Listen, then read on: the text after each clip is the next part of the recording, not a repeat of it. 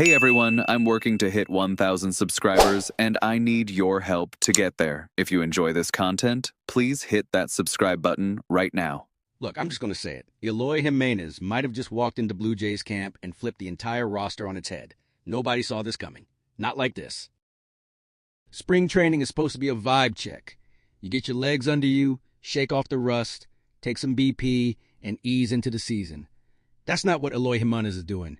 This man is out here absolutely destroying baseballs. We're talking 4 hard-hit balls on 5 batted ball events. He put a 109.4-mile-per-hour double off Detroit.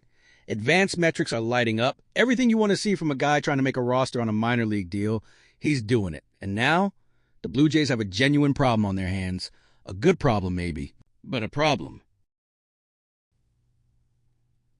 Here's what makes this so wild. Eloy Jimenez nearly retired.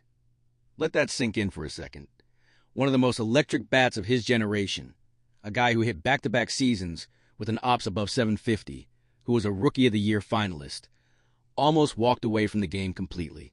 Then he transformed his body, signed a minor league deal with Toronto, showed up to camp, and now he's forcing the Blue Jays to have conversations they didn't expect to have in February. Hector Gomez was reporting on the body transformation early, and credit where it's due because what we're seeing in the box score right now is backing that up completely. And here's the quote that came out that really tells the story. Jimenez himself said, "If the decision is that he needs to start in AAA and wait for his opportunity, he's okay with that." He said, "I don't want to focus too much on the future. Whatever they decide, I'm going to keep doing what I'm doing. If they decide I need to go somewhere else, that's fine. If not, I'll stay." Now that's the mindset of a man who's been humbled by this game, who's been through the injuries, through the weight issues, through nearly calling it a career, and has come out the other side locked in. That's a dangerous man to have in a lineup. So who's actually on the hot seat here? Let's not dance around it. The conversation starts with David Schneider and Nathan Lucas. Miles Straw, he's safe. Everybody knows it. He's their best backup center fielder, Dalton Varsho aside, and his value in the clubhouse is real. The guys talked about it all offseason. Straw isn't going anywhere. But Schneider and Lucas, that's where it gets murky. Now look, I've been on the record saying Schneider should be a lock for opening day, and I still lean that way. His walk rate last year led the entire team at nearly 16%. His OPS was above 800. But here's the thing, people keep getting wrong about Schneider. He's not actually the lefty killer everyone thinks he is. His numbers against right-handers have actually been better, and the Jays sheltered him a lot last season. There's a gap between the perception of Schneider and the reality of what he's produced against southpaws. And that gap, that's exactly where Eloy Jimenez slots in. A legitimate left-handed pitching destroyer. That's what this team has been missing.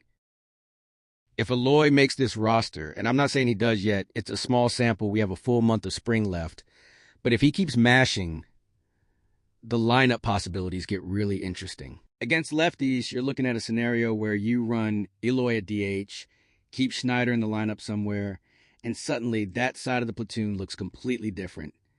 The problem is Nathan Lucas. If both Eloy and Schneider are on the roster, where does Lucas fit? Ben Smith, recently made comments suggesting they wouldn't option Lucas out of respect for what he's brought to this organization. But they technically have the option. That door is still open. We've also floated the trade idea for both Schneider and Lucas. And honestly, if Eloy keeps doing what he's doing, that conversation is going to accelerate fast.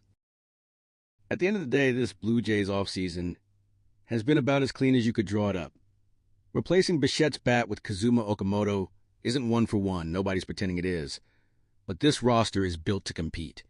And if Eloy Jimenez is a real piece of this puzzle, if the guy who nearly retired comes back and puts up even a 780 OPS against left-handers, that's a massive win for a team that needed exactly that kind of production. Drop your thoughts below. Where does Eloy land come opening day? Let me know. We'll keep tracking this every step of the way.